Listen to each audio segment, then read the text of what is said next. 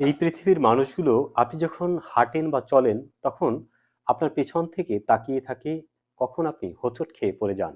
আর আপনার এই হোঁচট খেয়ে পড়ে যাওয়ার অপেক্ষায় তারা সবসময় প্রহার গুনতে থাকে। কারণ যখন আপনি সুন্দরভাবে হাঁটবেন, চলবেন, বলবেন, কথা বলবেন, তখন তাদের গায়ের মধ্যে এক ধরনের ঈর্ষা জন্ম হয় বা ঈর্ষা তৈরি হয়। এক ধরনের প্রতিহিংসা তৈরি হয়। এই প্রতিহিংসায় অনেকেই জ্বলে পুড়ে মরে।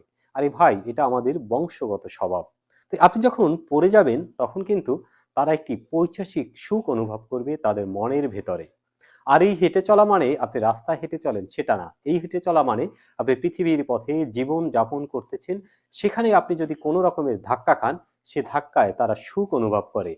তারা মনে মনে বলে থাকে, এইবার শালায় একেবারে গেছে, এইবার একেবারে শেষ, আর দাঁড়ানোর কোনো সুযোগ নেই। ছেলেটা খুব বেশি বাড়াবাড়ি করছিল, খুব বেশি বাড়াবাড়ি করছিল।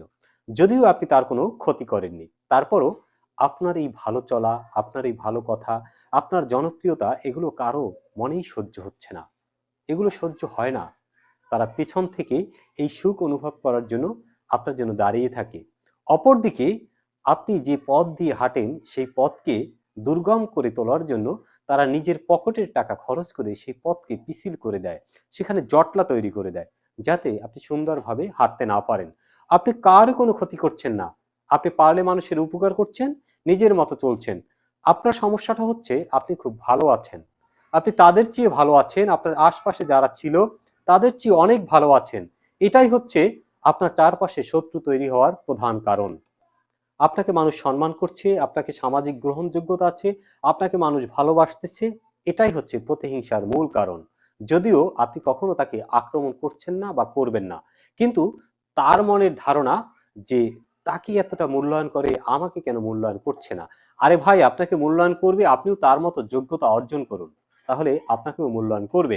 কিন্তু আমরা নিজেদের যোগ্য করে না তুলে বরং যারা যোগ্য ব্যক্তি রয়েছে তাদের সাথে প্রতিযোগিতা করে প্রতিহিংসায় মরে সেই যোগ্য মানুষের পথগুলো থামিয়ে দেয়, পথের কাঁটা হয়ে দাঁড়ায়। দর্শক, এটাই বাস্তবতা। আজকের আমার এই ভিডিওটি যদি আপনার বাস্তব জীবনের সাথে মিলে যেয়ে থাকে বা আমার কথাগুলো যদি সত্য হয়ে থাকে, তেতো হলেও যদি ভালো লেগে থাকে, তাহলে অবশ্যই মতামতে জানাবেন। ধন্যবাদ।